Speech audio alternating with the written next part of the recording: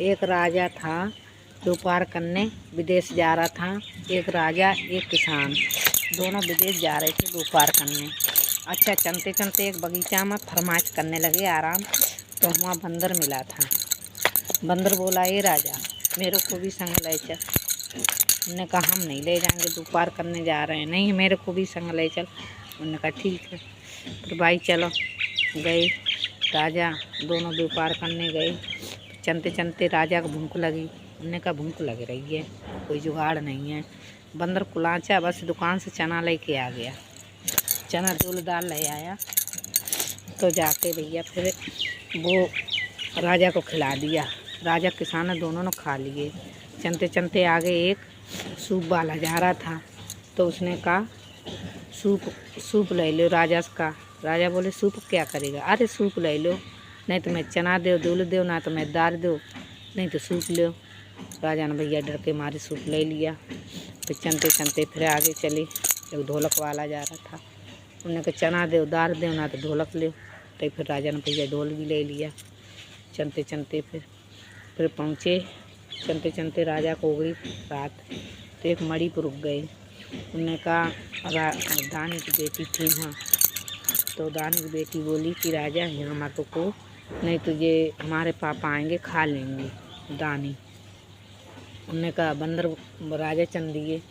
बंदर बोला नहीं यहीं रुकेंगे। वो बोला जे मरवाएगा। उन्होंने नहीं यहीं रुकेंगे।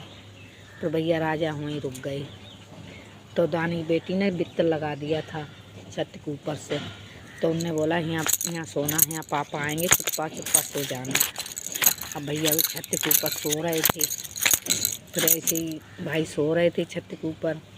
तो राजा वो बंदर बोला कि हमें राजा हमें पेशाब लगी।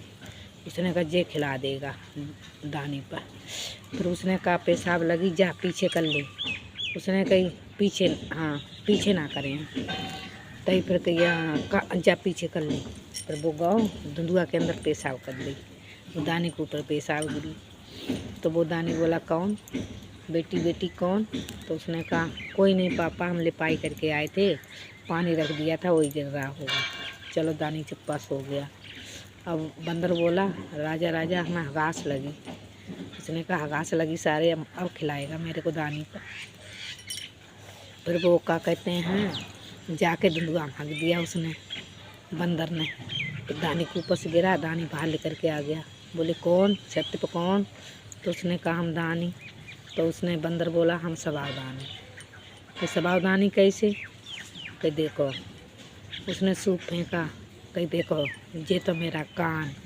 फिर उसने ढोलक फेंकी, कहीं देखो जो तो मेरा पेट, कहीं देखो ये मेरा पेट। तो उसने कहा दानी बोला, कहीं वो दानी डर के मारे भाग गए। उसने सोचा ये तो दानी बहुत बड़ा है, हमें खा जाएगा।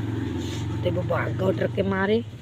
फिर भैया पंडित राजा बोले बहुत अच्छा हुआ बंदर साथ में आया, इसने तो सबकी जान बचा ली।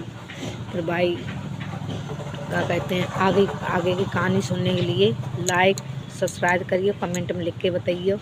आगे की कहानी और सुनाएंगे, जो कमेंट में लिख के भेजोगे ज़रूर सुनाएंगे। पहले हम लोग कहानियाँ सुनते थे, बैठते थे, खूब कहते थे। अब तो हमें टाइम नहीं मिलता है, काम धंधा करते जाते सुनाते जाते हैं आप लोगों को।